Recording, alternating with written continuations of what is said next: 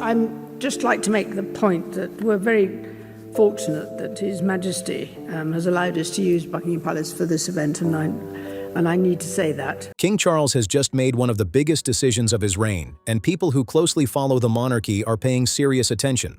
Not because it came out of nowhere, but because of what it suggests about what's really happening behind palace walls. This wasn't a routine move. It was a carefully planned decision that instantly shifted the balance of power inside the royal family. And at the center of it all is Princess Anne, the royal who spent decades quietly working while others received most of the attention. Before we get into why this matters, think about this for a moment. When you picture power inside the royal family, who do you think of? Prince William? Queen Camilla? Maybe King Charles himself? Right now, the answer may surprise you, because the person holding some of the monarchy's most important responsibilities is Anne Elizabeth Alice Louise, Princess Royal and Counselor of State. And the story goes much deeper than most headlines are telling you. It all starts with something known as the Sovereign's Red Box. If you've never heard of it before, here's why it matters. This isn't just a ceremonial item sitting around for show. The Red Box contains government papers, intelligence reports, draft laws, official correspondence, and important briefings. Every day, the monarch reviews these documents as part of carrying out constitutional duties. The Red Box is one of the clearest symbols of royal authority. And recently, responsibility connected to that role was placed in Princess Anne's hands instead of Queen Camilla's. Think about what that says. Camilla is Queen Consort. She stands beside Charles at major state events and holds one of the most visible positions in the royal household. Yet when it came to deciding who would help handle important royal responsibilities during difficult circumstances, Charles turned to his sister rather than his wife. This was not some accidental decision. In royal life, major appointments are carefully considered. Every move carries meaning. By choosing Anne, Charles sent a clear message about who he believes has the experience and judgment needed for such responsibilities. Naturally, many people have been asking one question: why Anne? To understand that, you have to look at the challenges facing the monarchy today. Charles has openly discussed his health treatment, something previous monarchs would rarely have done. The public has responded with support, but health challenges also create practical realities. Important duties still need to be carried out, and someone has to help shoulder the workload. Many people would assume Prince William would be the obvious choice. As heir to the throne, he represents the monarchy's future. On paper, it would make sense for him to take on more responsibilities while his father focuses on recovery. But real life is rarely that simple. William has been balancing significant family responsibilities while supporting Catherine during her own recovery. He is also raising 3 young children and preparing for the enormous role that awaits him in the future.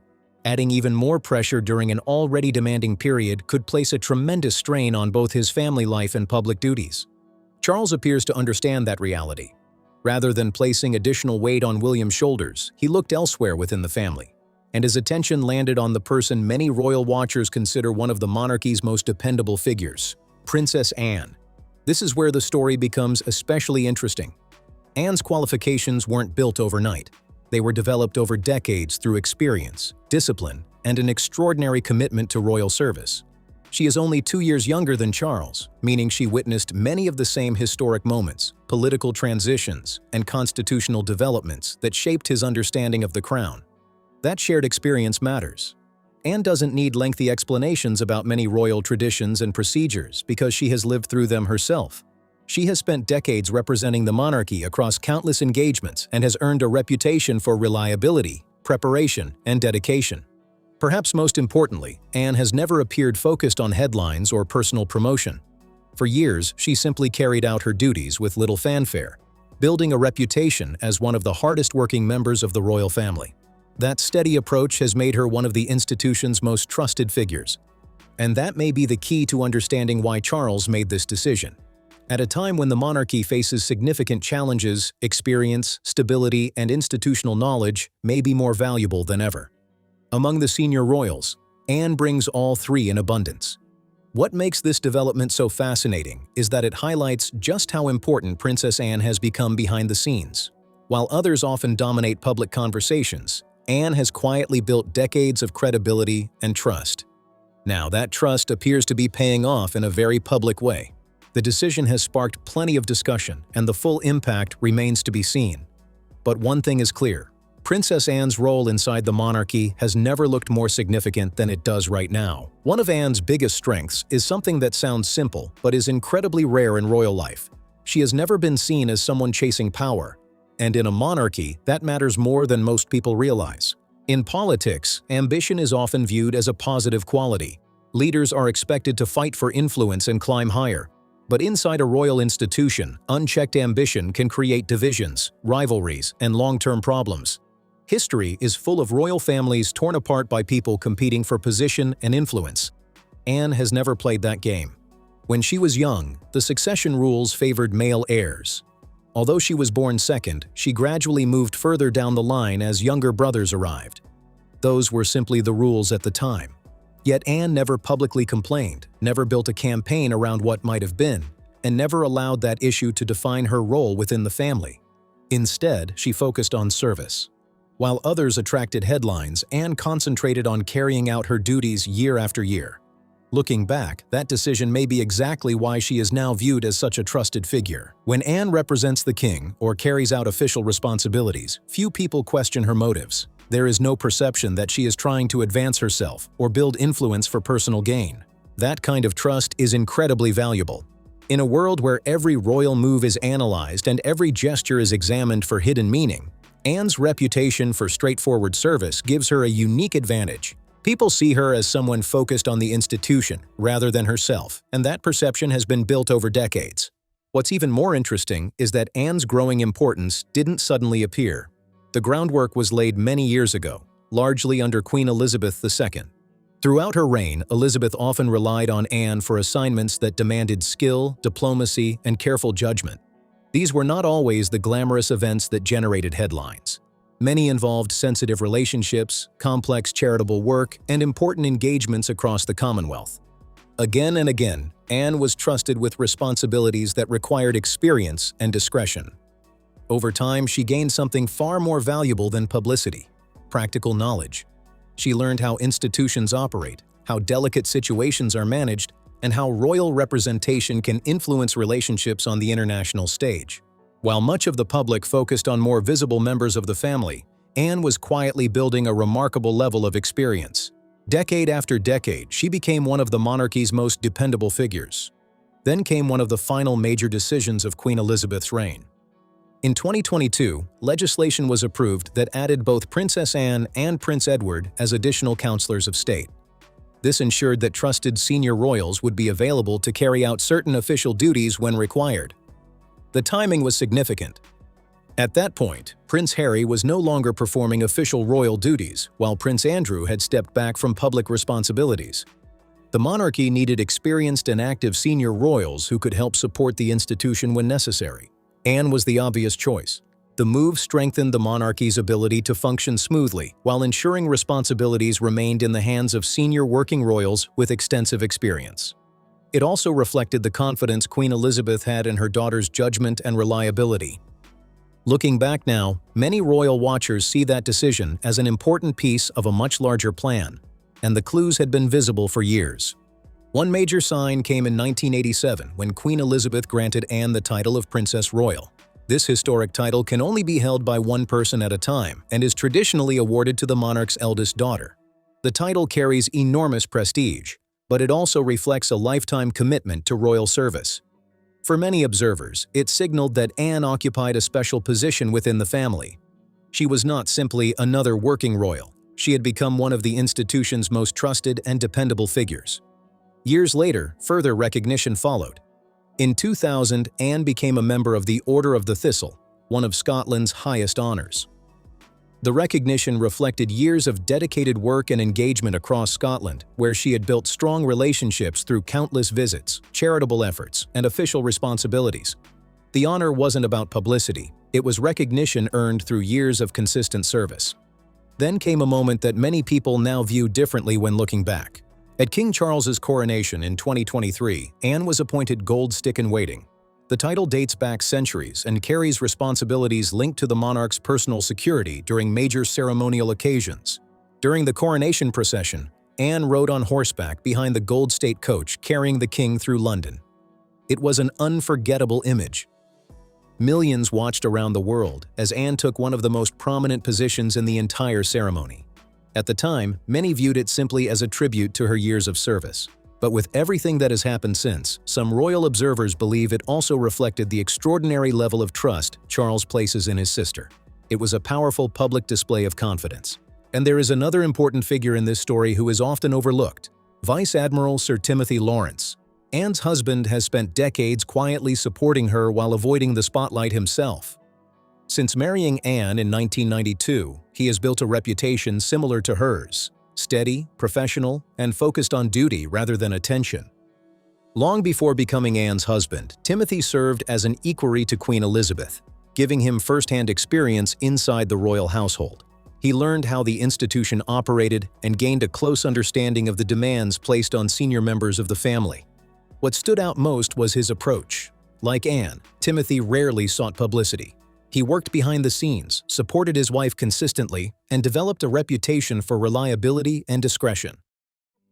Over the years, he became a respected figure within royal circles, not because he demanded attention, but because he earned trust through service. That quiet partnership has become one of the monarchy's most stable and enduring relationships. Together, Anne and Timothy represent a style of royal life built on responsibility, consistency, and dedication rather than headlines. And as Anne's role continues to grow, that steady foundation may prove more important than ever. Anne carries out more than 450 official engagements every year, making her one of the busiest working royals in the entire family. Maintaining that pace requires more than personal dedication. It requires a strong support system at home, and that is where Sir Timothy Lawrence has played a crucial role for more than 3 decades. While Anne focuses on public service, Timothy has provided stability, consistency, and support without ever seeking recognition for himself. His efforts have not gone unnoticed. In 2011, Queen Elizabeth honored him with a Knight Commandership of the Royal Victorian Order, a distinction personally granted by the monarch. More recently, King Charles elevated him to Knight Grand Cross of the Royal Victorian Order, the highest rank within that order. Unlike many honors, this recognition came directly from the king. It was a personal acknowledgement of Timothy's decades of service and the important role he has played in supporting Anne throughout her demanding royal career. When you look at that decision closely, it becomes clear that Charles is not only recognizing Anne's contributions, he is recognizing the partnership that has helped make those contributions possible. It is a reminder that behind every senior royal carrying out hundreds of engagements each year is often a support network making that workload sustainable. There is also another layer to this story that few people discuss. The history connecting Anne and Camilla stretches back much further than most realize. Long before Camilla became queen consort, she was in a relationship with Andrew Parker Bowles, a man who also shared a close relationship with Princess Anne during the early 1970s. Anne and Andrew bonded over their shared love of horses and equestrian sports, and many believed there was a genuine connection between them. However, the circumstances of the time made a future together difficult. Eventually, Anne married Captain Mark Phillips, while Andrew Parker Bowles married Camilla. Years later, Andrew and Camilla divorced, and Camilla eventually married Charles. As a result, the paths of Anne and Camilla became intertwined in ways few royal stories ever are. That complicated history forms part of the backdrop to today's situation. Camilla holds the title of Queen Consort and stands beside the king during major state occasions. Yet Anne has increasingly become one of the most trusted figures involved in carrying out important constitutional responsibilities. While Camilla occupies a highly visible ceremonial role, Anne has become deeply associated with experience, continuity, and institutional knowledge. Another revealing aspect of this story is the reaction of Prince William and Catherine. Both have consistently shown support for Anne's expanding role within the monarchy. William, in particular, appears to view Anne as one of the institution's greatest assets. Her reputation for hard work and integrity has been built over decades, and many believe her presence strengthens public confidence in the royal family. At major public events, William and Catherine have often allowed Anne to take center stage when appropriate. These gestures may seem small, but they send an important message. Rather than competing for attention, the next generation appears comfortable highlighting Anne's contributions and experience. That visible respect speaks volumes about how she is viewed within the family. For William, there is also a practical benefit. Anne's willingness to shoulder additional responsibilities gives him valuable breathing room during a particularly demanding period of life. It allows him to support Catherine, spend time with his children, and continue preparing for the responsibilities that will eventually come with the throne. Many observers believe he sees Anne's role not as a challenge to his future position, but as an important support system during the present moment.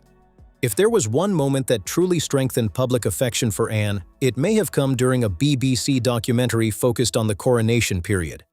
In that documentary, Anne spoke openly about Queen Elizabeth's final days at Balmoral. She revealed that the late Queen had worried about the logistical challenges her passing might create if it occurred there rather than elsewhere. According to Anne, she encouraged her mother not to worry about those concerns and instead focus on spending her remaining time where she felt happiest. It was a deeply personal story that resonated with many viewers because it revealed the human side of a family often seen only through ceremony and tradition. Anne also reflected on the late Queen's funeral and the moment when the imperial state crown was removed from Elizabeth's coffin.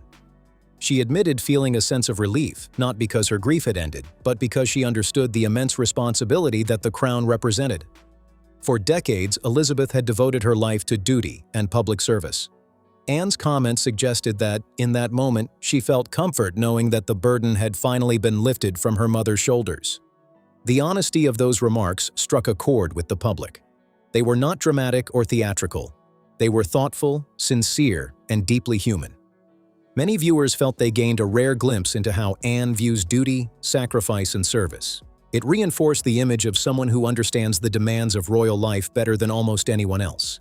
Looking at the bigger picture, Charles's decision to rely heavily on Anne represents more than a family arrangement. It reflects a broader shift in how the monarchy presents itself to the public. For generations, royal strategy often centered on projecting an image of strength, stability, and distance from ordinary struggles. In recent years, that approach has changed dramatically. Charles publicly discussed his health challenges. Catherine openly addressed her own health journey. Rather than hiding difficulties, the royal family has increasingly acknowledged them. Against that backdrop, Anne's expanded role sends a clear message that responsibilities can be shared when circumstances require it. Instead of pretending everything remains unchanged, the institution is adapting to reality. Many people see that as a sign of strength rather than weakness. It demonstrates practicality, flexibility, and a willingness to evolve. When the public sees Anne carrying out important responsibilities, they see someone whose reputation has been earned through decades of consistent service. That creates a level of trust that cannot be manufactured through ceremony alone. And that brings us to the question many royal watchers continue asking. What does all of this mean for the future? Anne may not wear a crown, but her influence within the institution appears greater than ever. Charles has clearly placed enormous confidence in her experience and judgment during a challenging period for the monarchy. Will that dynamic continue in the years ahead? Will Anne maintain this central role as William moves closer to the throne? Or will she eventually step back and allow the next generation to take full control? Those questions remain unanswered, but they are becoming increasingly important. What is clear is that Anne's position today was not built through publicity campaigns or personal ambition. It was built through decades of reliability, hard work, and commitment to duty. While others often attracted the spotlight, Anne simply continued showing up, carrying out her responsibilities, and earning trust year after year. That long record of service may ultimately explain why she has become such an important figure in the monarchy's future. So when you step back and look at the full picture, one thing becomes impossible to ignore. Princess Anne's rise to the center of the monarchy did not happen overnight, and it certainly was not the result of a carefully crafted public relations campaign. It was built through decades of service, discipline, and consistency. While other members of the royal family often dominated headlines, Anne quietly focused on the work. Year after year, engagement after engagement, she earned a level of trust that very few public figures ever achieve. What makes this moment so significant is that it reveals what the monarchy values most when faced with real challenges. When difficult decisions had to be made, when responsibilities needed to be shared, and when experience became more important than image, Anne emerged as one of the institution's most dependable figures. That says a great deal about both her character and her standing within the royal family. At the same time, this story raises important questions about the future. As King Charles continues navigating the demands of his reign, and as Prince William prepares for the role that will eventually become his, Anne's position may prove more important than ever. Her experience, stability, and deep understanding of the institution give the monarchy something increasingly valuable in today's world: credibility. Whether her influence continues to grow or gradually shifts as the next generation takes on greater responsibility remains to be seen. But one thing is clear: Anne has become far more than a hardworking royal carrying out engagements. She has become a symbol of continuity during a period of major change. And perhaps that is why so many people are paying attention right now.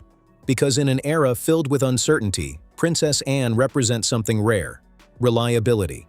She never demanded the spotlight, never chased recognition, and never tried to make herself the center of the story. Yet somehow, after all these years, she may have become one of the most important people in the entire royal family. As always, we'd love to hear your thoughts. Do you think Princess Anne's role will continue expanding in the years ahead? Or do you believe this is simply a temporary moment during an unusual period for the monarchy?